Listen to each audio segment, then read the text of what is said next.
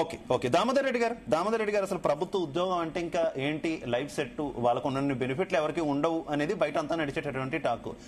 మీరు చూస్తుంటే, మీరు చెప్తున్నటువంటి సమస్యలు చెప్తుంటే, అలాగే పెండింగ్ బిల్లులు రాకపోవడం, మీ సొమ్ము, మీ జీతాల నుంచి కట్ అయినటువంటి సొమ్ము కూడా తిరిగి రాకపోవడం, ఇవన్నీ చూస్తుంటే అసలు ప్రభుత్వ ఉద్యోగమా అమ్మో అనేటటువంటి సిచ్యువేషన్ కనిపిస్తుంది.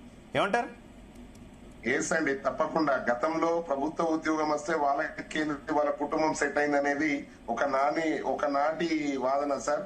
ఈ రోజు సాఫ్ట్వేర్ ఉద్యోగం చేసే వ్యక్తులకు, ప్రైవేట్ ఉద్యోగం చేసే వ్యక్తులకు, ప్రభుత్వ ఉద్యోగం చేసే వ్యక్తులకు ఎంతో శ్రమ కూర్చి ఎన్నో పోటీ పరీక్షలు రాసి ఈ ఉద్యోగంలోకి వస్తాం సార్.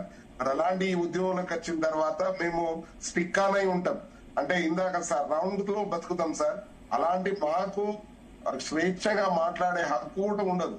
ఇలాంటి సిచ్యువేషన్ లో బతికి ఈ రోజు మేము దాచుకున్న సొమ్ము కావచ్చు, మేము జమ చేసుకున్న సొమ్ము కావచ్చు, రిటైర్ అయినాక మాకు వచ్చే బెనిఫిట్స్ కూడా ఇది అదే సాఫ్ట్వేర్ ఉద్యోగం ఒక్కసారి మీరు గమనించండి సార్. హెల్త్ కార్డు వాళ్ళకు ఉంటది. హెల్త్ కార్డు ఎంత బ్రహ్మాండంగా పనిచేస్తుంది.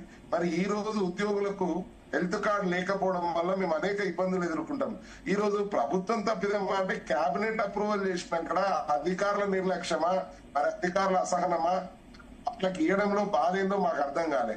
ఇప్పటికే April 1 నుంచి ఇంప్లిమెంట్ అవుతుందని చెప్పుకున్నాం మేము. కానీ April 1 అయిపోయింది, ఇప్పుడు May 1 దగ్గరకు వచ్చింది, ఇప్పటికీ హెల్త్ కార్డు ఇంప్లిమెంట్ కాలే. కేబినెట్ అప్రూవల్ అయింది, స్వయంగా డిప్యూటీ సీఎం గారే వేదిక మీద మాట్లాడారు. మరి చీఫ్ సెక్రటరీ గారు ఆర్గనైజ్ మీటింగ్ అరేంజ్ చేశారు. 1.5 షేర్ ఇస్తామన్నారు. మేము ఓకే అన్నాం. అన్నిటికీ ఓకే అన్నాక కూడా ప్రభుత్వం హెల్త్ కార్డు చెప్పడం ఎంత మరి విషయము మీరు అర్థం చేసుకోవాలా.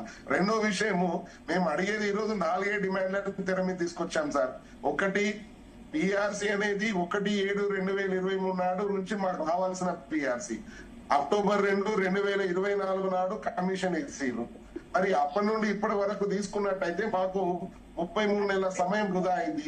కాబట్టి మేము పిఆర్సీ కూడా ఫిట్మెంట్ విషయంలో బార్గెనింగ్ చేసి చదివినట్టయితే 1% అటో ఇటో తగ్గడానికి ఒక అవకాశం ఉంటది.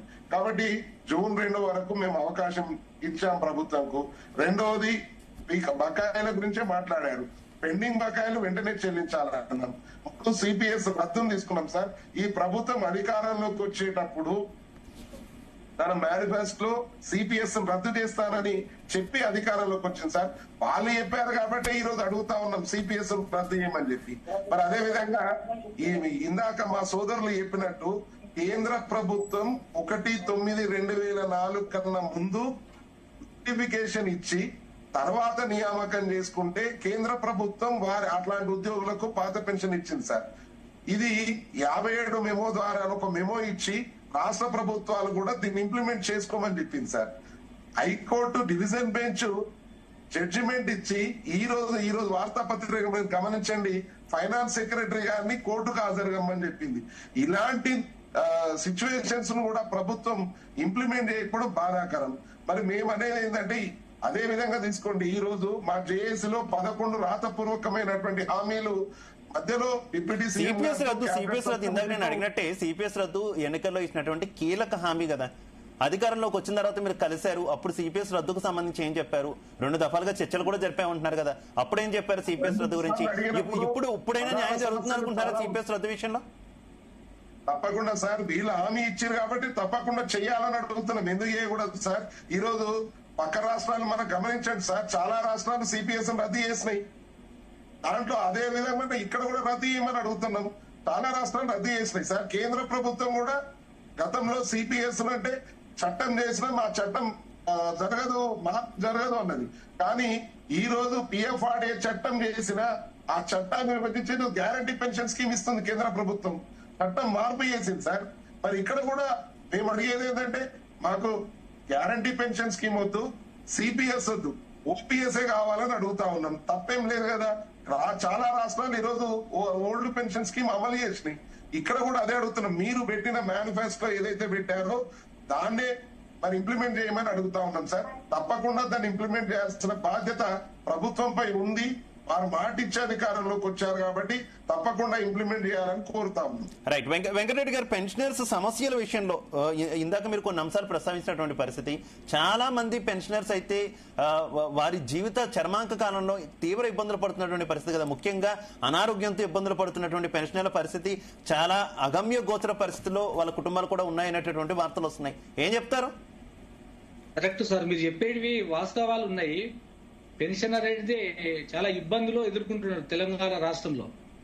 మన తెలంగాణ రాష్ట్రంలో ఒక రిటైర్డ్ అయినటువంటి పెన్షనరు చాలా ఇబ్బందుల్లో ఈరోజు కొట్టుమిట్టాడుతున్నాడు.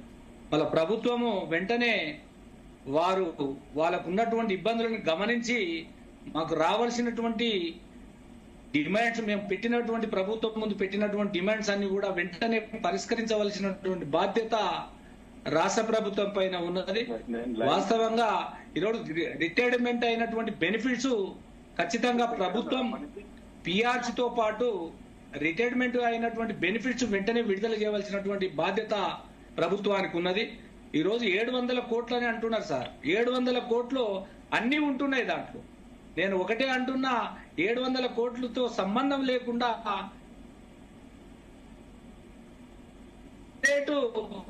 రిటైర్డ్ అయినటువంటి వాళ్ళకి ఖచ్చితంగా డబ్బు అంటే ఇన్ని కోట్లు అనేది ఫైనాన్స్ వాళ్ళు నిర్ణయం తీసుకొని సపరేట్ గా వేసినట్లయితే వాళ్ళకి అందడానికి అవకాశం ఉంటుంది. 2 దఫాల 3 దఫాల లేదు, ఒకే ఏక మొత్తంలో ఇచ్చినా ఆ కుటుంబాలు బాగుపడేటువంటి పరిస్థితి ఉంటుంది సార్. ఇంకోటి హెల్త్ కార్డ్స్, దీనికి ఒక లింక్ ఉన్నది సార్.